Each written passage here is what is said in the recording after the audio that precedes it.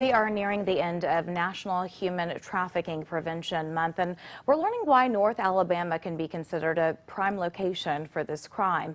Way 31's Scotty K is in Decatur to explain why and how you can spot the signs.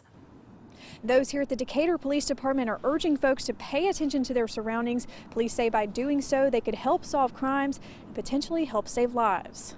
Can you imagine being a mother or grandmother or father and your child come up missing and not know where they are, and that be the fate of them? Linda Carpenter is a mother and grandmother and says her family's safety is always top priority. I have a granddaughter at college, and I'm always cautioning her to be aware of her surroundings and be careful where she goes. Don't go by herself. Don't walk around at night. Carpenter says one of the things she worries about is human trafficking, saying it's much more common than people realize. Trafficking industry has picked up so much over the past 5-10 years, and it's frightening. And she's not the only one who thinks so. One woman who didn't want to be identified is a mother of 6 and says she's had conversations with her children about human trafficking. Small town, Decatur, Coleman, Hartselle. I mean, it doesn't have to be a big city. It doesn't have to be Chicago. It doesn't have to be Birmingham. It's right here too. Coming down I-65 from Nashville to Birmingham,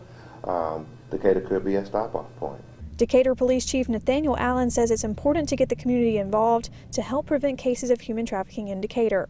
The community currently are our eyes and ears. Most of all, the community knows who belongs there and who don't belong there. He says there are a few red flags to look for when dealing with potential trafficking victims. In the conversation, if a person speaks very little or no English, they seem very reserved, very little eye contact, maybe appears to be very young and working in an establishment. Allen says you should also look for physical marks and signs of malnourishment. Reporting in Decatur, Scotty K, Way 31 News. Decatur police tell Way 31 that they're not currently working any human trafficking cases, but that doesn't mean it isn't happening, and that's why they are asking for the community's help. If you see anything suspicious, you're asked to call your local law enforcement agency. Human trafficking is more common than many may think. According to the Polaris Project, a nonprofit organization that works to combat human trafficking, there are more than 40 million victims. 81% of them are trapped in forced labor. 1/4 of them are children. Make that 75% are women and girls.